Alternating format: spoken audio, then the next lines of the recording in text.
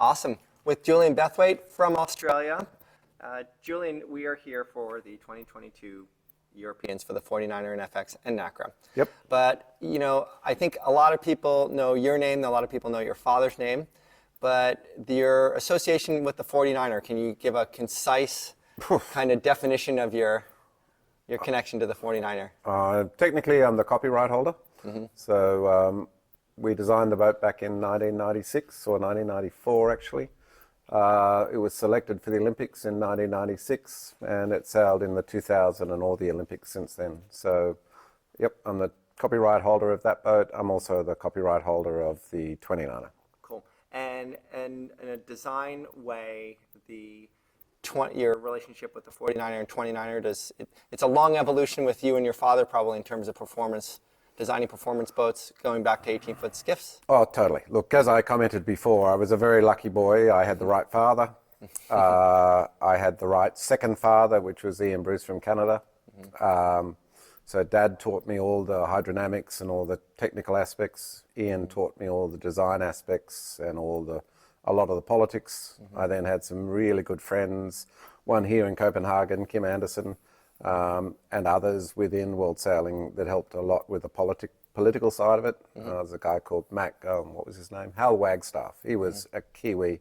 He was extraordinarily good at the politics. So I was just at the right place at the right time. We developed a very Antipodean boat, and meaning it's skiffy. Oh no, meaning it's away from the conservative nature of Europe and North America.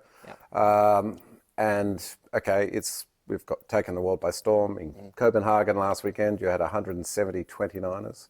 Out here, you've got 120 49ers and 60 FXs, and you've got I don't know how many, probably 60 Nacras. And I mean, the Nacra, even the foiling aspect of the Nacra, is all very much Antipodean. Oh, sorry, it's very Australian. Yeah. I'll stop saying Antipodean. Yeah. So that's very Australian. That's an Australian evolution. Sure, the English have now grabbed a lot of that and doing extremely well. But that was his name?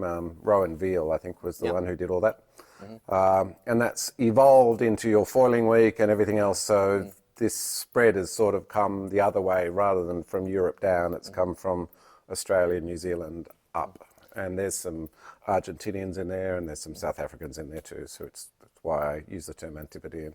Awesome. And so fast forwarding to now, I mean, when we first saw the trials for the 49er when it came to the United States, it was fascinating and crazy all at the same time because, like you said, Europe, North America hadn't really seen boats like this that you couldn't leave at the dock because it would tip over unless you had a human involved with it. Yeah. And so, it really changed the world of sailing. Still now the 49er has a lot of capital in it in terms of being useful for a stepping stone to the top professional end of our sport. So looking at this fleet right now, I mean, I don't see any end in the relevance of the 49er right now, do you?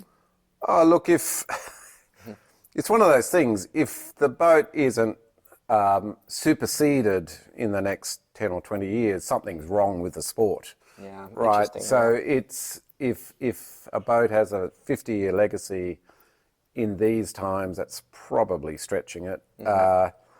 But if a boat's ahead of its time, we actually get praise from people on high about our evolution process. So the boat here now is nothing like the boat that was selected. I mean, the boat has evolved and evolved and evolved. From the 2000 games. Oh, even from the 96 selection. Oh, okay, gotcha. I mean, we're going through a whole new mast and a whole new sail program because the sailors are evolving faster. I mean, you've got now Eastern Europeans sailing these boats. They come to the boats with a completely different perspective to an Australian or a New Zealander. And they demand a completely different boat. So the boat has to evolve to remain intact underneath them. And so the boat, that also works really, really well because the boat, then the Antipodeans or the Australians, New Zealanders, and the British and the French and the Spanish, I mean, let's not limit it to anyone. They're all evolving and they're all pushing the boat harder and faster and the racing's more intense. So that's a great point in terms of what you can evolve as class rules change. I mean, we see that with the Nacra, they turned it to foiling, and now they turned it to foiling upwind. And like you're saying, the sail looks a lot different, the rig's different. The systems may look from an outside observer the same, but the way the boat is sailed is, how much faster from the 2000 games was the Tokyo games, exactly. Performance-wise, it's a lot different. And it actually gets interesting because people say, well, when are you going to put the boat on foils? The thing about the 49ers, it already goes downwind in, the mid to high 20s. Put it on the foils, it's only going to do another couple of knots. Right. And, we know from other boats, $1,000 for a rudder gantry system, just so the foils work. I mean, it just, is it worth 2 knots? Right.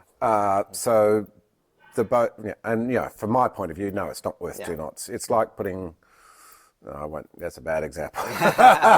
But you have to think about the end game, and the end game is young men, young women going out, having an absolutely fabulous time and competing at the highest level in a one design boat. Cool. And by a little bit about yourself, like you said, super lucky, your dad, Frank Bethwaite, and your probably involvement too in that.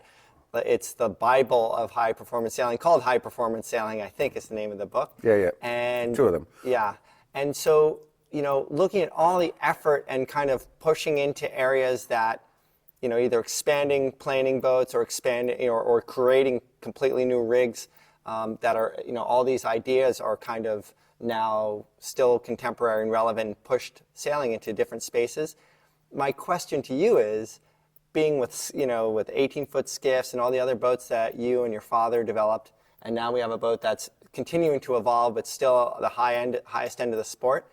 I mean, what have you been doing the last 20 years? Do you miss that rapid development, or are you doing stuff that is keeping you energized in rapid development? I'm involved in a lot of other design projects, and they've been a lot of fun. We have put a 49er up in foils, but we did that 10 years ago or 12 years ago. Right. So that sort of proved to us it wasn't worth doing. Yeah. And I still don't think, because back then the boat probably did 24 knots downwind, they're now doing 28 knots downwind. And again, it's hard to think that the boat would do 40 knots on foils. It's just not logical to think it'd do that. Right. It might hit 30. But on the scientific side of things and on pushing boundaries, your mind was just hammering for a long time on trying new things and pushing in different directions. And so, no, we've done a bunch of other projects. Okay. We did a thing called the Wing, but that got killed off by COVID. Yeah. Okay, gotcha. We did a whole bunch of stuff in what's called the Australian sports boat scene. Yeah. So this is bringing that fun level up to people my age, old farts, who still think they're young. So no, I haven't stopped. And we're in the evolution of the 49er, and to a lesser extent the 29er, has been extremely taxing because of the politics involved. So it's just a different game, but still it doesn't mean it's any less exciting. We have been involved in, even today I'm consulting, well, I'm not consulting, I'm helping a friend with his, what do you call it, IQ foiler or whatever it is, because he's got separation issues at 32 knots or something. So I haven't been front line. It's a pretty hard act to follow what we've done. Yeah, exactly. And that's kind of like my last follow-up, which is, we still have the 470 in the Olympics, right? So when you look at the longevity of the classes, and like you said, you're like, well, if the boat's not changing, that's not good. Gets obsolete very quickly. Right, but like you also said that the 49er has been changing, which is great. So, do you see anything behind that? We're introducing foiling classes. There's a potential that the 49er will eventually be the only non-foiling boat in the Olympics, and that's just fine because they're the competition and the boats around the world and the speed that they're going. You can't get much higher end level competition. Look, My sister sailed 470s in 2 Olympics. My brother sailed Flying Dutchman in 2 Olympics, and then sailed a Soling. And then my sister sailed a Yingling. Talk about going backwards. So, those boats were really good boats, and they did for the people at the time, they were fabulous boats.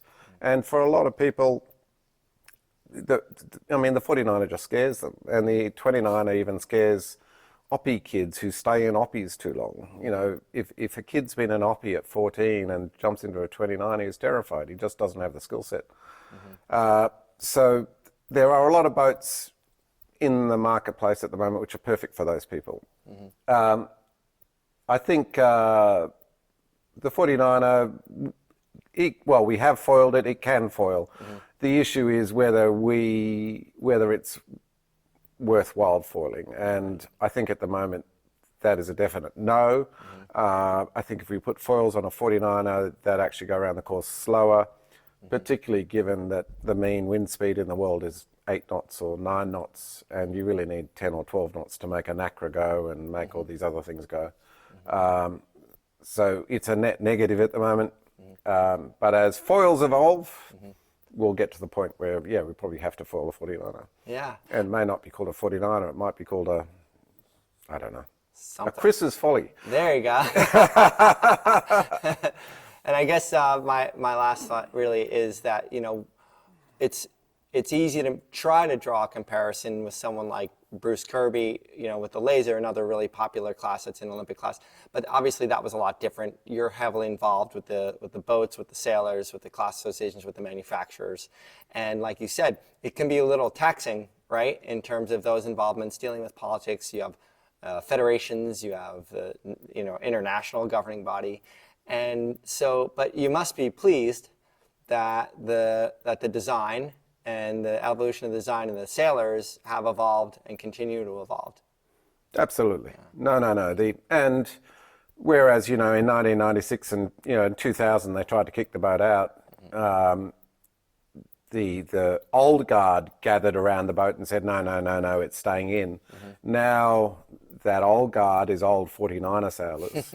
And so we're far more secure. I mean, the coaches back then came from 470s. The coaches now are coming from old 49er sailors. I mean, here in Denmark, you've got Peter Hansen, who is now the head coach. Well, he sailed 49ers back in the 2000s. So it's just an evolution. So you have an evolution of the administration following maybe 5-10 years behind the evolution of the boat. Right. And now you have a mix of females, too, because now they're involved in that mix because of the FX is just old enough to have FX Olympians now coaching.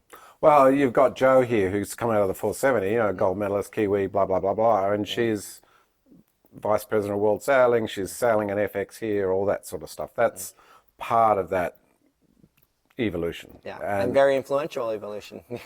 She's a pretty impressive young lady, yep. Yeah, cool. Well, Julian, thank you so much. Absolutely, my It's pleasure. really pretty fascinating to have conversations with you as 49ers are flying behind us. Far away. Too far away. Yeah, too far away. We need to get back to theatre racing and have them right here on our doorstep. Exactly, and that's what the boat is designed for. So Absolutely. thanks so much, Julian. My pleasure.